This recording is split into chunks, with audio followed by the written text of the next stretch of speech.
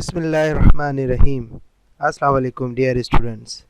जनाब, मेरा नाम है तंजीलुर रहमान और मैं हूं आप लोगों का ज़ूलॉजी का लेक्चरर। अच्छा जी, आज जो सब्जेक्ट हम पढ़ने जा रहे हैं वो है चैप्टर नंबर 3 एंजाइम्स के बारे में।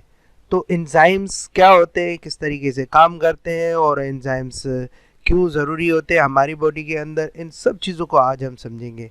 तो इससे पहले ये चीज़ें समझें, हम चलते हैं आज की लर्निंग ऑब्जेक्टिव्स की तरफ। तो हमारे आज के लर्निंग ऑब्जेक्टिव्स यहाँ पे कौन कौन से होंगे, तो ये देखिए, ये हैं हमारे कुछ लर्निंग ऑब्जेक्टिव्स जो आज हम स्टडी करेंगे। सबसे पहला जो हमारा लर्निंग ऑब्जेक्टिव होगा वो ये होगा कि हम ये जानेंगे एंजाइम्स होते क्या हैं, just like the what is enzyme. उसके बाद what is the function of enzymes, फिर व्हाट आर राइबो एंजाइम्स, फिर हम जानेंगे एनर्जी ऑफ एक्टिवेशंस क्या होती है, और फिर हम उसके बाद जानेंगे कि एंजाइम्स के करैक्टर्स क्या होते हैं, just like the characteristics of enzymes. फिर जो मैकेनिज्म होते हैं जिसके थ्रू एंजाइम्स काम करते हैं, जैसे की log theory of enzymes, induce fit model of enzymes. फिर उसके बाद हम पढ़ेंगे टाइप्स ऑफ एंजाइम्स जो हमारी बुक के अंदर मौजूद हैं, और लास्ट में हम पढ़ेंगे फैक्टर्स अफेक्टिंग एंजाइम्स एक्टिविटीज़। तो जनाब, चलते हैं डिटेल में इन सारे क्वेश्चन की तरफ और उनके आंसर्स की तरफ।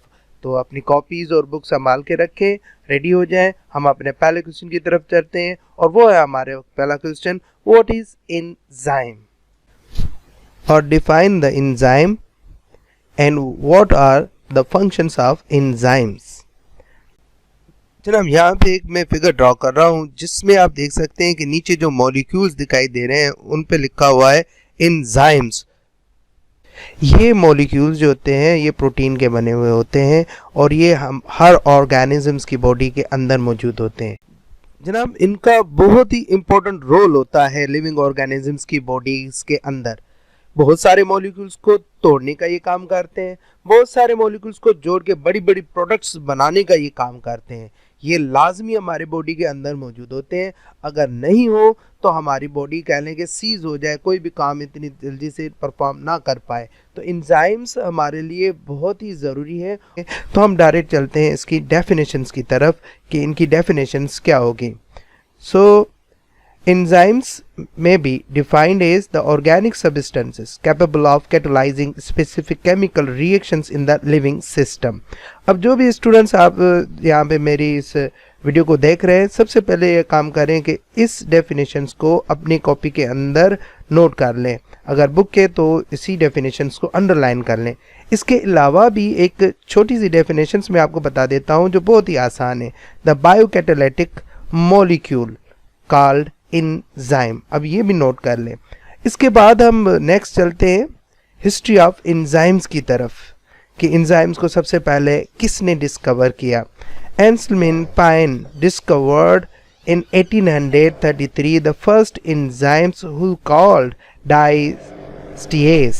अब ये जो डाइस्टीएज एंजाइम था ये सबसे पहले डिस्कवर हुआ। उसके बाद एंजाइम्स को प्रॉपर नाम एंजाइम्स जो दिया था वो थे, the term enzymes was coined by the German physiologist Friedrich Wilhelm Kuhn in 1878।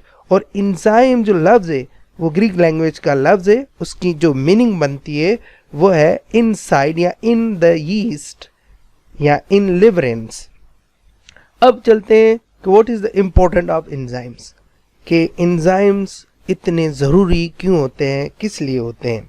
तो सिंपल अगर हम कहें, ये पॉइंट्स लिख लें हम कि एंजाइम्स क्यों ज़रूरी होते हैं, क्यों इम्पोर्टेंट होते हैं।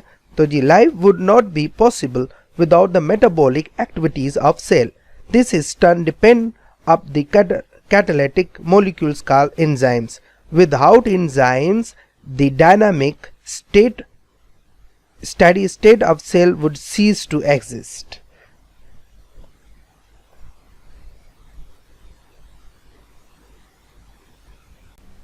मतलब ये कि सेल मेटाबॉलिक एक्टिविटीज़ के बगैर सरवाइव नहीं कर सकता। तो उसको सरवाइव करने के लिए, मेटाबॉलिक एक्टिविटीज़ परफॉर्म करने के लिए एक कैटालिटिक मॉलिक्यूल चाहिए जिसको बोला जाता है एंजाइम्स। और अगर सेल्स के अंदर एंजाइम्स मौजूद ना हो तो सेल अल्टीमेटली सीज्ड हो जाएगा, डायनामिक स्टेट उसकी सीज्ड हो जाएगी और वो कोई भी काम परफॉर्म नहीं कर पाएगा। अगर सेल काम परफॉर्म नहीं कर पाएंगे तो हम भी जिंदा नहीं रह पाएंगे। अच्छा जी, मैं आपको पहले ये बता चुका हूँ कि जितने भी हमारे पास बॉडी के अंदर एंजाइम्स मौजूद है, बल्कि जितने भी लिविंग ऑर्गेनिजम्स के पास एंजाइम्स मौजूद हैं, वो प्रोटीन्स के बने हुए होते हैं। अब कुछ एंजाइम्स ऐसे भी है जो प्रोटीन्स के नहीं बने हैं, उनको बोला जाता है राइबोजाइम्स। तो अब स्टार्ट करते हैं या पढ़ते हैं राइबो एंजाइम्स को। Ribozymes. Just few years ago, it was considered that all the enzymes were proteins. कुछ साल पहले यही कंसिडर किया जाता था कि जितने भी एंजाइम्स है वो प्रोटीन्स है, प्रोटीन्स के बने हुए। जस्ट लाइक ये फिगर आप देख लें, इसमें जो पर्पल कलर के आपको फिगर नजर आ रही है, पिक्चर में जो स्ट्रक्चर नजर आ रहा है वो एक एंजाइम का है, और उसके साइड में लिखा हुआ है enzyme is a biological protein based catalyst. तो यहाँ से ये बात तो कन्फर्म है कि जो भी एंजाइम्स है वो असल में प्रोटीन के बने हुए हैं। पर इन 1980s में दो scientist during the 1980s, Thomas Cech and Sidney Altman discovered that, ये जो दो साइंटिस्ट हैं इन्होंने ये डिस्कवर किया कि certain molecules of ribonucleic acid also function as enzymes. These molecules are called ribozymes. इन्होंने ये बताया कि कुछ मॉलिक्यूल्स जो राइबोन्यूक्लिक एसिड्स के बने हुए हैं वो भी एंजाइम्स के तौर पे काम करते हैं, तो उन मॉलिक्यूल्स को बोला जाता है राइबोजाइम्स। तो डियर स्टूडेंट, ये राइबोजाइम्स की एक अच्छी डेफिनेशन है, ये अपनी कॉपी में अभी नोट कर लें कि भाई राइबोजाइम्स क्या होते हैं, इनका काम क्या है राइबोजाइम्स का। Which catalyse reactions involved in processing genetic informations to be used by a cells. इनका काम, but generally enzymes are proteins in nature. अच्छा जी, अब हम चलते हैं अपने नेक्स्ट क्वेश्चन की तरफ, और वो नेक्स्ट क्वेश्चन है हमारे पास, what is the function of enzymes, कि एंजाइम्स का काम क्या है। और इसको समझाने के लिए यहाँ पे मैं मिसाल दूंगा एक डाइजेस्टिव एंजाइम की। डाइजेस्टिव एंजाइम्स हमारी बॉडी के अंदर मौजूद होते हैं और इनका काम ये होता है कि फूड मॉलिक्यूल्स को तोड़े या जोड़े। तो इन काम को परफॉर्म करने के लिए chemical transformations require that certain covalent bonds be broken within the reactants. इस पूरी केमिकल ट्रांसफॉर्मेशंस में रिएक्टेंट के कुछ कोवलेंट बॉन्ड्स को तोड़ा जाता है। तो जनाब, इस काम को करने के लिए रिएक्टेंट के पास भी इतनी एनर्जी होनी, काइनेटिक एनर्जी होनी चाहिए कि वो उस बैरियर को क्रॉस कर सके, जिसको हम बोलते हैं energy of activations. To do so, the reactant must have the sufficient kinetic energy of motion to overcome the barrier called the energy of activation or activation of energy. फिर enzymes substrate के साथ attach हो जाते हैं और फिर energy of एक्टिवेशंस को reduce कर लेते हैं, जिससे जो सबस्ट्रेट है वो प्रोडक्ट्स में कन्वर्ट हो जाते हैं। The enzyme reacts with the energy rich and energy poor molecules which perform the intermediate complex. This complex again break into the product and enzymes. जैसे यहाँ पे आप देख सकते हैं कि एंजाइम फूड कॉम्प्लेक्स जो है अब दो हिस्सों में डिवाइड हो चुका है। एक तरफ नीचे ब्लू कलर में आपको एंजाइम्स नजर आ रहे हैं और ऊपर ग्लूकोज और फ्रक्टोज एज अ प्रोडक्ट आपको नजर आ रही है। तो यहाँ पे एक सवाल पैदा होता है, what is the energy of activations, के एनर्जी ऑफ एक्टिवेशंस क्या है और ये क्या होती है। तो इस फिगर के थ्रू मैं आपको ये समझाऊंगा। सबसे पहले आप एनर्जी ऑफ एक्टिवेशन की डेफिनेशन लिख लें। The activation energy is the energy required to start a biochemical reactions. Activation energy एक ऐसी एनर्जी होती है जो किसी भी बायोकेमिकल को स्टार्ट करने के लिए चाहिए होती है। अच्छा जी, लिख लिया आप लोगों ने इस डेफिनेशंस को। अच्छा जी, अब यहाँ से नेक्स्ट पॉइंट की तरफ चलते हैं। अगर आपने लिख लिया है तो the important role play by enzymes during the reaction is that they lower down the activations of energy of reactions. अच्छा, यहाँ पे आपको ये बता दूं कि बेसिक काम जो होता है एंजाइम्स का वो ये होता है कि रिएक्शन के दौरान ये जो एक्टिवेशन ऑफ एनर्जी है जो कह लेंगे वो एनर्जी जो किसी काम करने को स्टार्ट करने को चाहिए होती है उसको लोअर कर देते हैं, वो कम कर देते हैं। यहाँ पे आप क्लियरली इसको देख सकते हैं। विदाउट इंजाइम्स एनर्जी जो है वो कितनी चाहिए, बहुत ज़्यादा चाहिए। पर रेड लाइन से मैं आपको बताता हूँ, अगर इंजाइम आ जाएंगे तो वो एनर्जी क्या हो जाएगी, बहुत ही कम होगी, जो हमें रिक्वायर्ड होगी किसी भी काम को परफॉर्म करने के लिए। इन सारी चीज़ों को मैं एक मिसाल के थ्रू समझाने की कोशिश करता हूँ। यहाँ पे देखें, एक वर्कर है जिसके पास एक रॉक है या एक पत्थर है जिसको वो प्लेस बी की तरफ उछाना चाहता है, पर उसके सामने एक स्पीड ब्रेकर, एक बैरियर मौजूद है जो उसके सबस्ट्रेट रॉक के मुकाबले में बहुत ही ज़्यादा बड़ी है या बहुत ज़्यादा एनर्जी रिक्वायरेबल है। तो ये बैरियर है और ये हमारे पास सबस्ट्रेट है और कोई इंजाइम, कोई हेल्प, हम किसी से हेल्प नहीं ले रहे हैं। तो ये इसी तरीके से यहाँ से एक हम गन से फायर करें without enzyme, without any support, तो वो जो बुलेट है वो प्रोडक्ट की तरफ पहुँच ही नहीं रही। ठीक है जी, अब हम यहाँ पे इसी की जगह पे एक इंजाइम्स अप्लाइड करते हैं। ये जो येलो कलर में आपको नज़र आ रहा है ये है इंजाइम, हमने अप्लाइड किया। अब इंजाइम सबस्ट्रेट कॉम्प्लेक्स में देखें कि जो बैरियर है वो अब छोटा पड़ गया, अब काम हमारा बिल्कुल ही आसानी से परफॉर्म होगा। जस्ट लाइक दैट कि अब बुलेट जो है इंजाइम्स की मदद से प्रोडक्ट की डायरेक्शन की तरफ आसानी से मूव कर सकती है। तो ये है एनर्जी ऑफ एक्टिवेशंस। जी जनाब, अभी तक हम जो चीज़ें सीख चुके हैं, जो चीज़ें हम स्टडी कर चुके हैं, उनमें से ये जान चुके हैं कि एंजाइम्स होते क्या हैं, एंजाइम्स किस तरीके से काम करते हैं। भाई एंजाइम्स बायो कैटलिस्ट हैं, एंजाइम्स प्रोटीन के बने हुए होते हैं और एंजाइम्स का काम ये होता है कि किसी भी केमिकल प्रोसेस को स्पीड अप कर दें, यानी एनर्जी ऑफ एक्टिवेशंस को उसके मुकाबले में कम कर दें ताकि काम जो हो वो आसानी से परफॉर्म हो सके। तो अब हम चलते हैं नेक्स्ट क्वेश्चन की तरफ और वो है हमारे पास what are the characteristics of enzymes, के एंजाइम्स के कैरेक्टर्स क्या हैं या कैरेक्टर्स ऑफ एंजाइम्स। तो सबसे पहले मैं वही फिगर लेके आ जाता हूँ जिसमें मैंने आप लोगों को दिखाया था एंजाइम्स। तो हम पहले उसी में ये जान चुके हैं और ये सीख भी चुके हैं कि एंजाइम्स क्या है, बायोलॉजिकल प्रोटीन बेस्ड कैटलिस्ट है। तो जो पहला कैरेक्टर्स हमारे पास एंजाइम्स का आता है वो भी यही है कि enzymes are biocatalyst produced in the protoplasms. अब what is protoplasm, protoplasm what the living part of the cells. अब एंजाइम्स क्या है, बायोकैटलिस्ट है और living part of the cell के अंदर बनते हैं। वो मैं आपको नेक्स्ट क्लास में बताऊंगा कि कौन सी जगह पे एंजाइम्स, गोल्गी अपार्टस हो गया, एंडोप्लाज्म रेटिकुलम होता है, इनके अंदर किस तरीके से एंजाइम जो होते हैं वो प्रोड्यूस होते हैं और कहाँ कहाँ ट्रांसफ़र हो जाते हैं। तो यहाँ पे जो पहली पॉइंट है वो यही है कि enzymes are what, biocatalyst produce in the protoplasm, के सेल के लिविंग पार्ट में ये बनते हैं। फिर सेकंड पॉइंट की तरफ आ जाते हैं, they generally act within the living cell where they have been formed, but sometimes they diffuse out of the cells and act upon the substance present in the other cells। कि generally enzymes जिस cell के अंदर बनते हैं उसी के अंदर जाके रिएक्ट करते हैं, पर बहुत सारे ऐसे भी एंजाइम्स हैं जो सेल से आउटसाइड जाके रिएक्ट करते हैं। और इस तरीके से एंजाइम्स की फिर दो टाइप्स बनती हैं। कौन कौन सी, तो उनकी तरफ आ जाते हैं। एक होती है एक्सो एंजाइम्स और दूसरे होते हैं एंडो एंजाइम्स। तो सबसे पहले बात करेंगे हम एक्सो एंजाइम्स की। The enzymes which act out of the cells are called extracellular or exoenzymes। अब नाम से ही देखें, एक्सो मतलब आउटसाइड, एंजाइम्स वो एंजाइम्स जो बनते तो सेल के अंदर है पर काम कहाँ जाके करते, outside of the cell.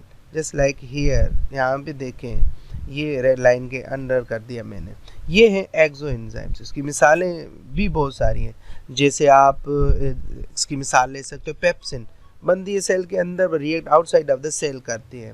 Digestive enzymes में पेप्सिन आती है। फिर हम बात करेंगे सलाइवरी ग्लैंड्स के जो एंजाइम्स होते हैं, वो सलाइवरी ग्लैंड्स के सेल्स के अंदर बनते हैं पर रिएक्ट कहाँ करते हैं, आउटसाइड, यानी आपके मुंह में जाके रिएक्ट कर रहे होते हैं फूड पर। तो दूसरी जो एग्जाम्पल है एंजाइम्स की वो है एंडो एंजाइम्स। अब आपको पता है एंडो मतलब insides. The enzymes which act within the cell are referred as the intracellular or endoenzymes। वो enzymes जो सेल के अंदर ही जाके काम करते हैं उनको बोला जाता है एंडो एंजाइम्स। अब हम नंबर 3 पॉइंट्स पे आ जाते हैं। Enzymes are macromolecules e g. Globular proteins with high molecular weight. Enzymes क्या है?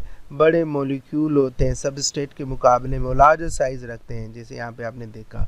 फिर number 4 point, they may entirely consist of protein e.g. amylase और pepsin और may contain non-proteins part।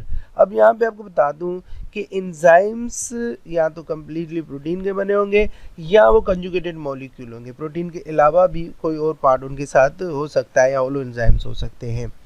तो अगर हम बात करें अमाइलेज की, तो अमाइलेज क्या है? जिसके पास कंप्लीट प्रोटीन जो है मौजूद है, कोई दूसरा प्रोटीन नॉन प्रोटीनस पार्ट इसमें नहीं होता। फिर हम चलते हैं नंबर 5th पॉइंट की तरफ जो हमारे पास है। अब 5th पॉइंट क्या है? They can react with both acid and alkaline substances due to the presence of proteins as their major parts। अब इस पॉइंट में हमें ये बताया जा रहा है कि एंजाइम्स जो होते हैं, चाहे वो एसिड हो चाहे वो अल्कलीन सब्सटेंस हो, दोनों पे ही रिएक्ट कर रहे होते हैं, पर दोनों के एंजाइम्स अलग अलग होते हैं। ये बात ज़हन-नशीन कर लें कि दोनों के एंजाइम्स अलग अलग होते हैं। तो एसिडिक वाले एंजाइम्स एसिडिक सब्सटेंसेस पे ही रिएक्ट करते हैं, अल्कलीन नेचर वाले एंजाइम्स सिर्फ अल्कलीन सब्सटेंसेस पे ही जाके रिएक्ट करते हैं। फिर नंबर 6 पॉइंट पे आ जाते हैं। They only speed up the rate of reactions. ये बहुत ही इम्पोर्टेंट बात है, वो ये कि ये हमारे बल्कि जितने भी लिविंग ऑर्गेनिजम्स हैं उनके अंदर सिर्फ और सिर्फ रेट ऑफ रिएक्शंस को फास्ट कर देते हैं, स्पीड अप कर देते हैं। They are required in very small quantity, but this small quantity is capable to bring a change in the large amount of substrate। अब एंजाइम्स जो होते हैं हमारी बॉडी में, बल्कि लिविंग ऑर्गेनिजम्स की बॉडीज़ के अंदर बहुत लो क्वांटिटी में चाहिए होते हैं, पर ये स्मॉल क्वांटिटी बहुत बड़ी चेंज लेके आ जाती है बॉडीज़ के अंदर। फिर नंबर 7 पॉइंट की तरफ चलते हैं। Enzymes are specific in nature in their actions, it means they react with only a particular substrate। अब यहाँ पे बात ये क्लियर होनी चाहिए कि एंजाइम्स स्पेसिफिक इन नेचर होते हैं, खास सब्सटेंसेस पे ही जाके रिएक्ट करते हैं, हर एक पे रिएक्ट नहीं करते, उनको खास प्रोडक्ट में ही कन्वर्ट करते हैं क्योंकि उनके पास मौजूद होती है एक्टिव साइट्स। एक्टिव साइट का जो जिक्र है वो आगे हमने करना है। तो नंबर 8 पॉइंट की तरफ आ जाते हैं। Their activities can be accelerated by the certain ions और salt called the activators e g. Magnesium, chlorine, nickel हो गया, बहुत सारे ऐसे केमिकल्स हो गए, अगर वो ऐड कर दिए जाएंगे तो एंजाइम्स की एक्टिविटी जो होती है और ज़्यादा बढ़ जाती है। तो ऐसे केमिकल्स को बोला जाता है activators.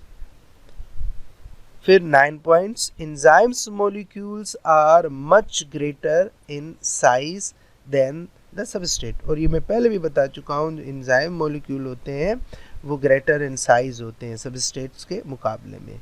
Ji, enzymes are heat sensitive, that is thermolabile. Thermolabile मतलब कि ये सिर्फ और सिर्फ ऑप्टिमम टेम्परेचर पे काम करते हैं, जो उनको रिक्वायर्ड होता है, ना कम हो ना ज़्यादा हो, जो उनको रिक्वायर्ड है उसी टेम्परेचर पे काम करते हैं। कुछ एंजाइम्स ज़्यादा टेम्परेचर पे काम करते हैं, कुछ एंजाइम्स कम टेम्परेचर पे काम करते हैं, कुछ बीच में यानी 37°C स्केल पे काम करते हैं। मतलब ये कि एंजाइम्स को ऑप्टिमम टेम्परेचर रिक्वायर्ड होता है अपना परफेक्ट काम परफॉर्म करने के लिए। फिर नंबर 11 पॉइंट पे आ जाते हैं कि enzymes are pH sensitive, that is enzymes work on specific pH। के enzymes pH सेंसिटिव भी हैं और वो एक खास pH पे ही काम करते हैं, जैसे पेप्सिन है वो कह लेंगे एसिडिक कंडीशन में काम करती हैं। तो इसी तरीके से यानी इस एग्जांपल से हमने ये नतीजा निकाला कि एंजाइम्स को पर्टिकुलर pH चाहिए होती है, वो उस पे ही काम अच्छे तरीके से परफॉर्म कर सकते हैं। और तो लास्ट पॉइंट जो है वो ये है, they remains chemically unchanged during and after the chemical reactions। के enzymes before and after chemical reactions जैसे थे वैसे ही रहते, उन पे कोई भी तब्दीली नहीं आती। जी डियर स्टूडेंट्स, आज इस वीडियो लेक्चर के थ्रू आप लोगों ने बहुत सारी चीज़ें सीख ली। सबसे पहले आप लोगों ने ये जाना कि एंजाइम्स क्या होते हैं और एंजाइम्स हमारे लिए क्यों इम्पोर्टेंट है। फिर मैंने आप लोगों को ये बताया कि एंजाइम्स असल में करते क्या है, किस तरीके से केमिकल रिएक्शंस को तेज कर देते हैं। फिर लास्ट में हमने देखा कि एंजाइम्स के कैरेक्टर्स क्या होते हैं और कौन कौन से कैरेक्टर्स की वजह से एंजाइम्स जो होते हैं काम परफॉर्म कर रहे होते हैं। जी, जो नेक्स्ट रिमेनिंग टॉपिक्स है इसी चैप्टर के, चैप्टर नंबर 3 एंजाइम्स के, वो मैं आपको नेक्स्ट वीडियो लेक्चर में समझाऊंगा। तो आप लोगों ने थोड़ा सा वेट करना है मेरे नेक्स्ट वीडियो लेक्चर का, ताकि वो आ जाए और उसमें आप नेक्स्ट रिमेनिंग टॉपिक्स को आसानी से सीख सकें। डियर स्टूडेंट्स, प्लीज़ अपने व्यूज़, अपने कमेंट्स और अपनी क्वेश्चन से मुझे ज़रूर आगाह करेगा मेरे व्हाट्सएप नंबर पे। तब तक के लिए अल्लाह हाफ़िज़। मैं हूँ आपका lecturer zoology Tanzeelur Rahman at government city college Hyderabad. Thank you. Allah हाफ़िज़।